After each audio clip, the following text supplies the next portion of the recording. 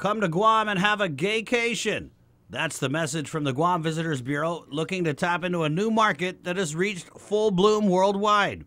The lesbian, gay, bisexual, transgender, and queer, or LGBTQ for short, tourist market generating billions of dollars, and Guam looking to take a bite out of that pie. They have a market value of 50 to 70 billion. So as you can see, it's a more higher yield market for us, and it's definitely a segment that we want to go after.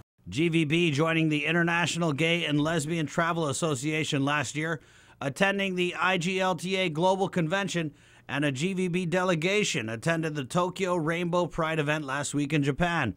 The IGLTA, the world's biggest LGBTQ tourism organization, and also a member of the United Nations World Tourism Body.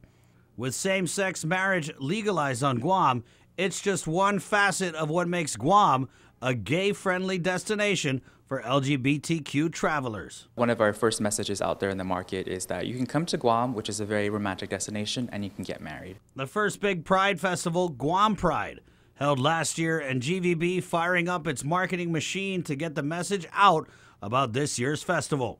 With an estimated 9 to 10 million LGBTQ population in Japan and a 65 million LGBTQ population in China, the race is on as worldwide tourism markets try to attract LGBTQ travelers, in big part because they spend more than straight tourists. They actually travel with higher frequency and they have a higher than average spending.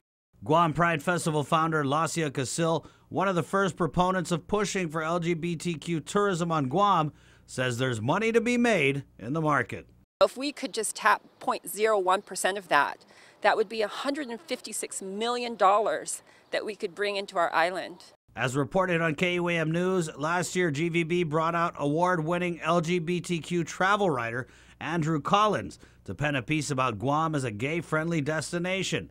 It turned out to be a marriage made in paradise, as Collins' work has been turned into the first tool being used to lure LGBTQ tourists to our island.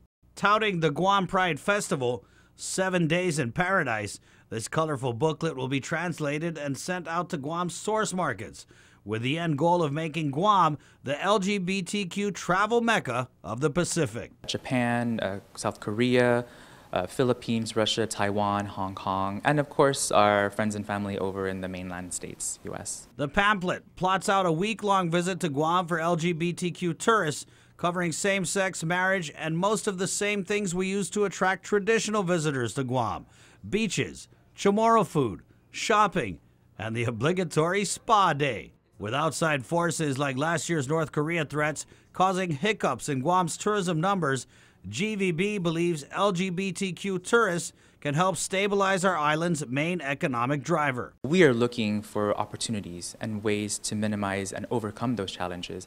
And going after this higher yield tourism market, LGBTQ segment, we see that as an opportunity for us to minimize those negative effects. A large part of the LGBTQ market labeled DINK, meaning double income, no kids.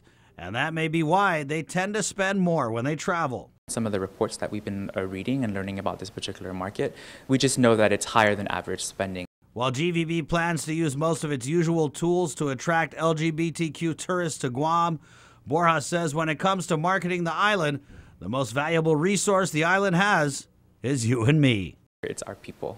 Our Chamorro people and our general hospitality. You know, in general, we're just an open-minded type of community here, and it doesn't really matter necessarily where you're from. If you're a visitor, we welcome you with open arms, and we value your business. And I think that is what really sets us apart in any market, really, and it really applies to the LGBTQ tourism marketing.